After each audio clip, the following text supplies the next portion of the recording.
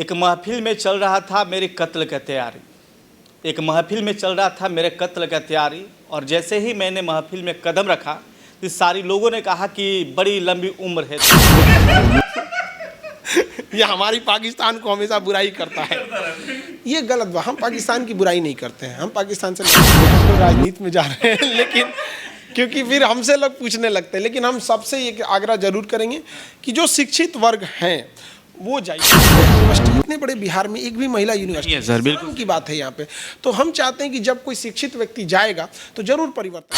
तो आखिरी उम्मीद के तौर पे देखते हैं कि ये इंसान हमारा कुछ ना कुछ कर देगा। वहाँ पे कोई अपना खेत गिरवी रख के आया है, कोई माँ के गहना बेच के आया है, कोई उधार और सूद पे पैसा लेके आया है कि खान सर हमको पढ़ा देंगे ना। अधिकारी गुजरात में पेंट मारते थे, पेंट मारता, आज डबल स्टार दरोगा लगा दिया। युवाओं के मुद्दों को लेके वहाँ गए थे और बाकी लोग आकलन करने के लिए स्वतंत्र है। देश लोकतंत्र है, सबको अपना आकलन करने का अधिकार है, आकलन कर सकता है। गार्जियन ईमानदारी से देखे कि उनका बच्चा पढ़ रहा है नहीं पढ़ रहा क्या है। अब उठेगा, ब्रश करेगा, 1.5 GB डाटा खत्म करके सो जाएगा यहीं। तो ये आज के युवाओं की हकीकत बन चुकी है। 4 बजे तक उनका मैसेज आता है कि you have use your 90% data. एक महफिल में चल रहा था मेरे कत्ल का तैयारी। एक महफिल में चल रहा था मेरे कत्ल का तैयारी और जैसे ही मैंने महफिल में कदम रखा तो सारी लोगों ने कहा कि बड़ी लंबी उम्र है तुम्हारी। हमारे साथ देश के सबसे चर्चित टीचर खान सर है। सर स्वागत है आपका। धन्यवाद।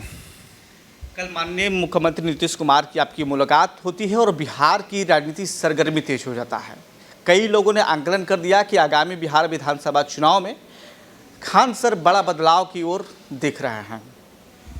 देखिए, हम तो शिक्षक है, युवाओं के मुद्दों को लेके वहाँ गए थे और बाकी लोग आकलन करने के लिए स्वतंत्र है। देश लोकतंत्र है, सबको अपना आकलन करने का अधिकार है, आकलन कर सकता है। लेकिन हम पठन पाठन में अपने काम में खुश हैं। यहाँ पे हम इस काम को एकदम अच्छे से एंजॉय करते हैं, अपने इस काम को, और विद्यार्थियों के बीच में हमें मन लगता है। हमारे लिए विद्यार्थी सब कुछ हैं, उनके लिए अब हम उनके लिए जिससे मिलना पड़े हम मिलते हैं। कमेंट सेशन में लोगों ने कहा कि यदि खान सर राजनीति में एंट्री करते हैं तो सबसे पहले बिहार का शिक्षा व्यवस्था तो जरूर सुधार होगा। लोगों को लगता है कि बिहार के जो अभी तक एजुकेशन मिनिस्टर बने बिहार का शिक्षा व्यवस्था को रसाताल में लेकर चले गए हैं। देखिए, कोई राज्य किसी एक व्यक्ति से बदलना होता बहुत आसानी से बदल जाता। हकीकत में है कि हर व्यक्ति अपनी जिम्मेदारी को समझे। विद्यार्थी ईमानदारी से पढ़े, शिक्षक ईमानदारी से पढ़ाएं, गार्जियन ईमानदारी से देखे कि उनका बच्चा पढ़ रहा है नहीं पढ़ रहा है। यदि गार्जियन देखेगा कि हमारे बच्चे को इसीलिए सरकारी स्कूल में भेजे कि उसको स्कॉलरशिप मिलेगा, वो पैसा का हम अपना कुछ काम में करेंगे, तो एक व्यक्ति से नहीं हो सकता है। कि हम जब सुधरते हैं तभी सारा समाज सुधरता है यहाँ पर।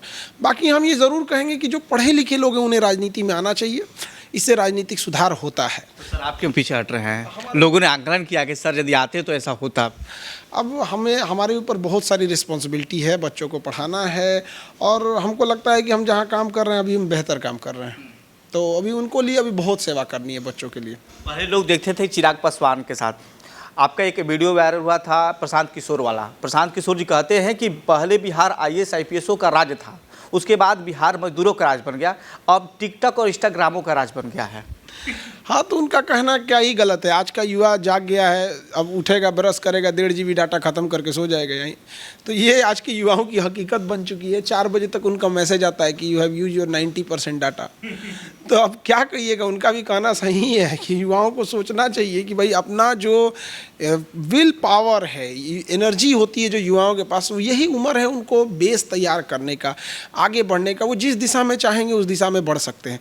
ज़रूरी नहीं कि नौकरी में। अब जैसे हम शिक्षक हैं, हमारे जैसे तमाम शिक्षक हैं, वो तो को इसीलिए पढ़ाते हैं कि जिनके पास पूंजी नहीं है, बड़ा ज़मीन नहीं है, महीने का 4-5 हज़ार रुपया बेचारे ले आ पाते हैं, यहाँ किसी लॉज में रहते हैं और पढ़ाई करते हैं। वो भी नहीं है तो घर पे बैठते हैं, किसी कोने में अपनी कॉपी किताब लिए 200-300 रुपया ऑनलाइन देते हैं, वो पढ़ लेते हैं। तो हम लोग उन्हीं को कोशिश करते हैं जिनके पास पूंजी नहीं है, बड़ी ज़मीन नहीं है, लेकिन सपना है आगे कुछ करने का।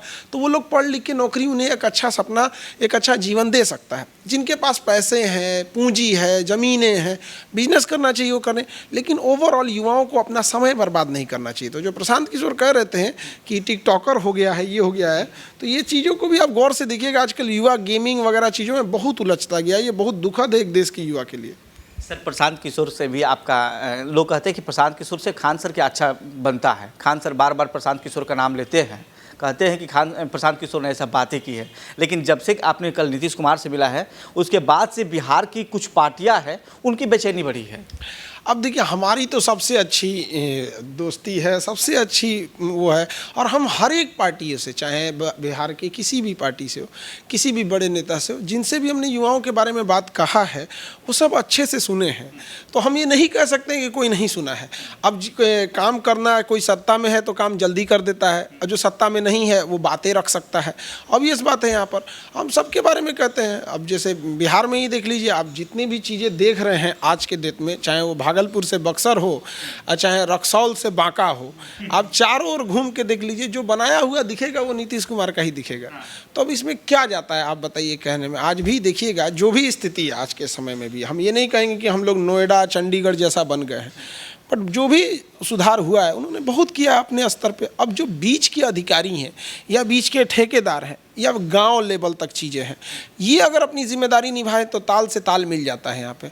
लेकिन अगर केवल एक इंसान पे ठीकरा फोड़िएगा तो फिर वो अच्छी बात नहीं है।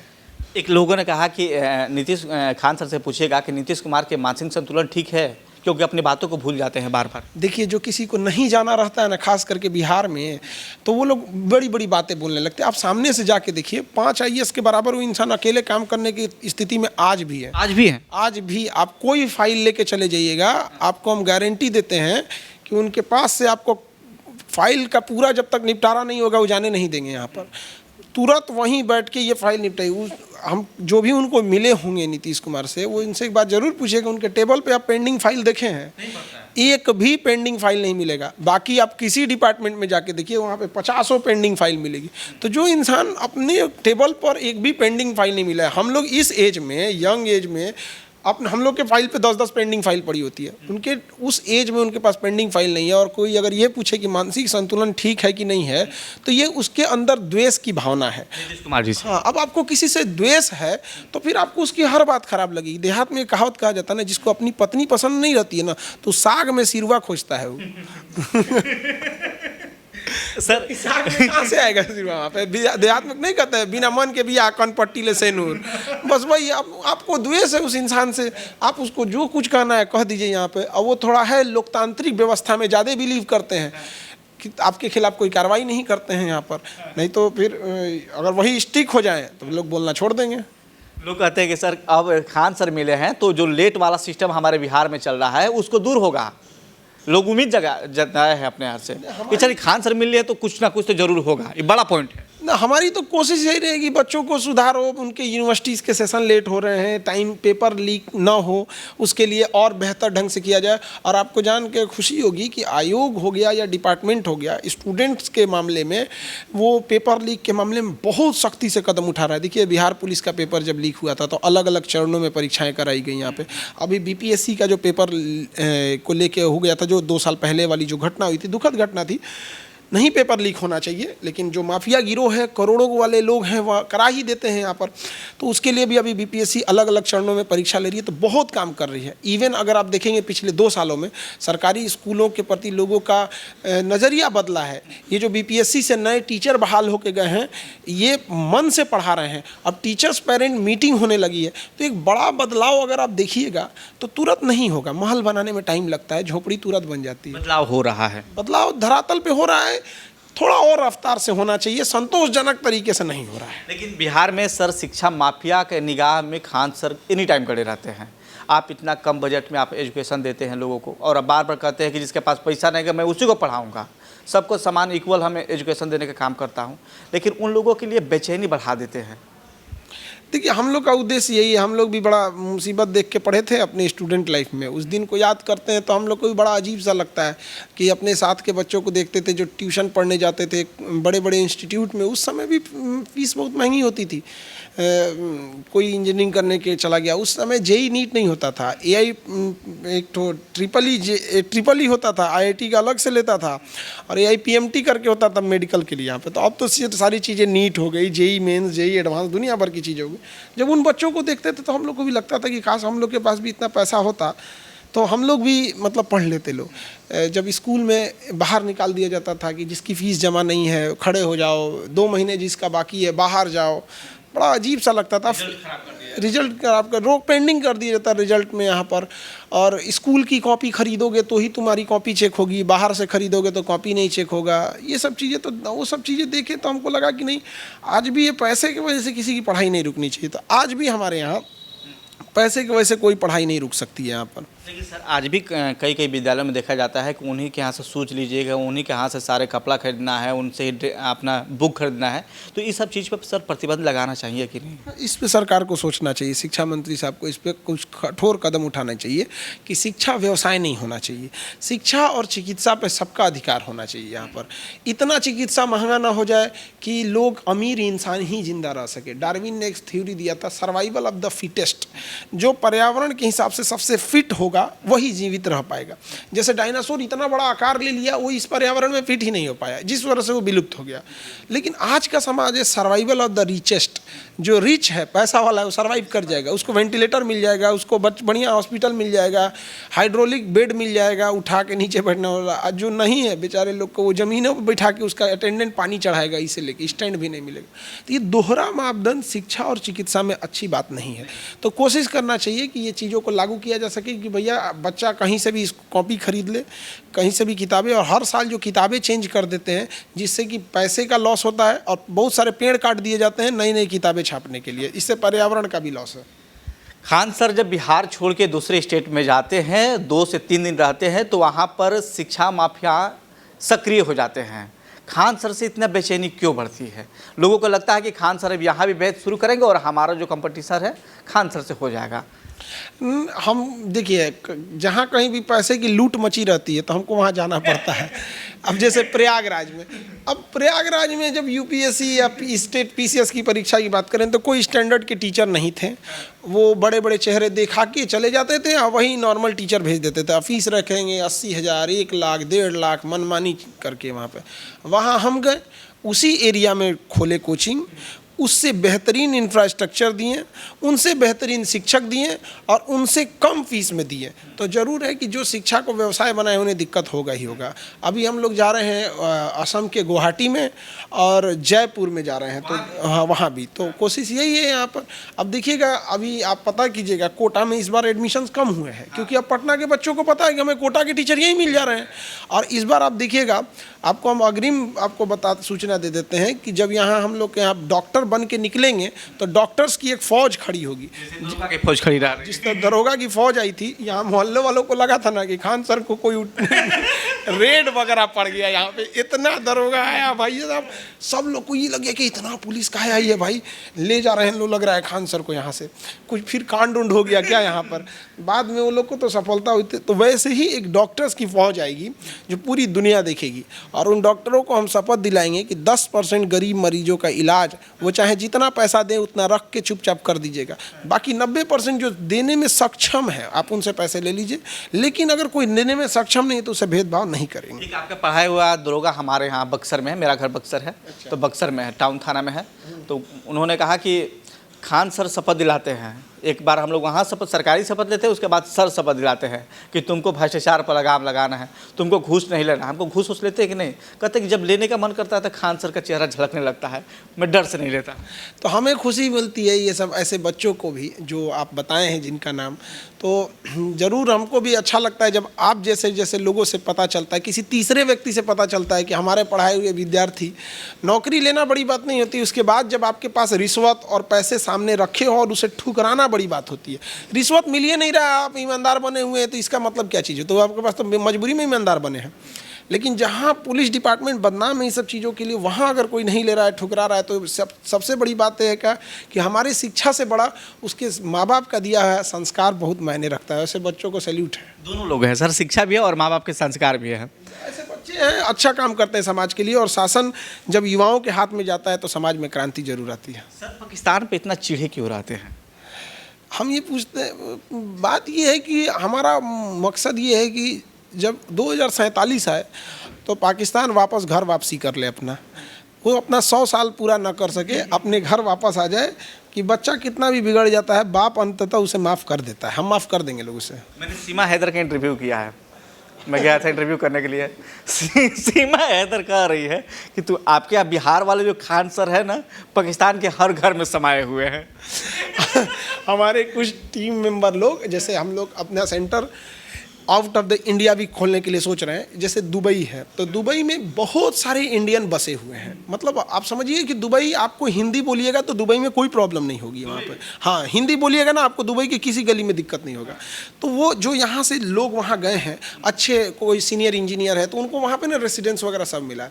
तो उनके पिता इंजीनियर होंगे, माता होंगी, अलग अलग नौकरी पे गए होंगे, लेकिन वो बच्चे आज भी ना IAS की, UPSC की, स्टेट PCS की, कोई यूपी का है तो UP PCS, बिहार का है तो BPSC, तो वो लोग भी ना मतलब चाहते हैं कि हम लोग को ऑनलाइन एक्सेस मिल जाए, बट वहाँ का OTP नहीं जा पाता है। तो हमने अपनी टेक्निकल टीम को भेजा कि भाई तुम जाओ और वहाँ पता करके आओ कि OTP लेने के लिए और इस कंट्री से उस कंट्री में क्या रूल रेगुलेशन है, क्योंकि बड़ा रूल रेगुलेशन चेंज हो जाता है। तो वहाँ पे जब वो लोग जा रहे थे तो मेरा वीडियो भी देख रहे थे, कुछ कट वगैरह करना रहेगा जो भी। तो जो उनका ड्राइवर था वो पाकिस्तानी था। वो कह रहा है इस आदमी को आप लोग जानते हो? तो कह रहा है हाँ जानते हैं। बात हो गया तो कि इंडिया से है तो ये है वो है। तो जब वीडियो इस आदमी को जानते हो? हाँ जानते हैं। अब टीम वाले चुपचाप थे, तो उनको ही पता था ये पाकिस्तान से है ड्राइवर। कह रहा ये आदमी बहुत ख़राब है। ये हमारी पाकिस्तान को हमेशा बुराई करता है। ये गलत बात, हम पाकिस्तान की बुराई नहीं करते हैं, हम पाकिस्तान से नफरत करते हैं। नफरत करते हैं, बुराई नहीं करते हैं। बुराई तो छोटी चीज़ है। खान सर के कंपटीटर कौन है? देखिए, ऑल द बिहार, हमारा बस व्यवस्था चेंज करना है कि शिक्षक को हमेशा ये सोचना है कि व्यापारी नहीं बनिए, लालच बच्चों में नहीं दीजिए, ईमानदारी से पढ़ाएं, कम फ़ी में ज़्यादा से ज़्यादा बच्चों को पढ़ाएं। मेरा कोई व्यवस्था, मेरा किसी से आज तक आप हमारे मुंह से कभी नहीं सुने होंगे कि हम किसी को कोई अपशब्द बोले हों या कुछ भी हो, लेकिन हाँ, हम व्यवस्था के खिलाफ ज़रूर रहते हैं कि कम फ़ी में पढ़ाया जाए। शिक्षक का अगर विद्यार्थी पैर छूता है तो वो अपनी मर्यादा को ध्यान रखे कि उसे गुरु दक्षिणा ले, और नहीं तो व्यापारी बनते हैं तो बच्चों को भी कहते हैं इसे फीस फेंको, कहो पढ़ाओ चल यहाँ पे। तो फिर वो तो ऐसे हो गया कि हम दुकान से कोई सामान खरीद के लाते हैं, पैसा दिए और सामान लिए, क्या पैर छूते हैं, धन्यवाद आपने हमें 2 किलो आटा दिया, नहीं ना दिए। तो उसका हम इज्जत करते हैं, सर झुका के प्रणाम करते हैं। और इधर शिक्षक व्यापारी बन के बैठे रहते हैं, डिंग डांग हाँकेंगे यहाँ पर, हम बहुत बड़का रईस हैं तो ये है वह। रईस किसके दम पे बने हैं? उन्हीं बेचारे बेरोजगारों के दम पे ये बन गए हैं, तो हम पैसा हो गया, ये नहीं चाहते, हमको ये नहीं पसंद है। हमारे साथ देश के सबसे चर्चित शिक्षक खान सर हैं, और खान सर जब किसी से भी मुलाकात करते हैं, चाहे देश के प्रधानमंत्री से आगे मुलाकात इनकी होती है या फिर बिहार के माननीय मुख्यमंत्री से इनकी मुलाकात हुई है, राजनीति सरगर्मी तेज हो जाती है। और राजनीति सरगर्मी तभी चेंज होता है जब बिहार की व्यवस्था को सुधार करने के लिए, बिहार के लोगों को उम्मीद के लिए खान सर जब मुलाकात करते हैं तो एक पॉजिटिव मैसेज लोगों के अंदर जाता है, युवाओं को मैसेज आता है। लेकिन कुछ तबके के लोगों के अंदर पेट में बेचैनियाँ भी धरता है। इसलिए धरता है कि जब ऐसे युवा राजनीति में कदम रखेंगे तो हमारी जो सिस्टम व्यवस्था है, जो भ्रष्टाचार में सम्मिलित रहता है, वो हम पर लगाम नहीं लगा पाएंगे। इसीलिए खान सर से कुछ लोगों की बेचैनी भी बढ़ती है। ऐसा मत कीजिए कि हम लोग राजनीति में जा रहे हैं, लेकिन क्योंकि फिर हमसे लोग पूछने लगते हैं। लेकिन हम सबसे ये आग्रह जरूर करेंगे कि जो शिक्षित वर्ग हैं वो जाइए आप लोग राजनीति में, क्योंकि अशिक्षित लोग कभी भी ना अपने बारे में सोचेगा, अपने अगल बगल के लोगों के बारे में, और शिक्षित व्यक्ति हमेशा दूरदर्शी सोचेगा। अब हम सीधी सी बातें हैं, जो लोग राजनीतिक में हैं वहाँ पर अपने अपने ज़िला में एक बड़ा सा मतलब बाज़ार बनवाएं। जैसे गांधी मैदान इतना बड़ा एरिया है, वो बना दे, उसमें जितनी दुकानें लगेंगी, चाहे वो खाने पीने की लगे या किसी चीज़ की दुकान, एक नॉर्मल साइज दुकान, उसमें केवल उस दुकानों को महिलाएँ ही चलाएँ। अब वो दुकान, अब उस बाज़ार का नाम लक्ष्मी मार्केट रख लीजिए, झांसी की रानी के नाम पे रख दीजिए, जिसके ज्योतिबा फूले के नाम पे रख दीजिए। इससे क्या है कि वो जगह दिखेगा, धीरे धीरे आइडेंटिफाई होगा, फिर महिलाओं को वहाँ जाने में सहूलियत होगी। हमने समाज में महिलाओं को पीछे छोड़ दिया यहाँ पर, तो धीरे धीरे चेंजिंग होता है, तो उन्हें भी वहाँ से मिलेगा, हिम्मत मिलेगा कि नहीं वो हमारा अपना मार्केट है, हमारा अपना वहाँ चीज़ें हैं। तो वो होगा एक महिला यूनिवर्सिटी, इतने बड़े बिहार में एक भी महिला यूनिवर्सिटी सर, बिल्कुल की बात है यहाँ पे।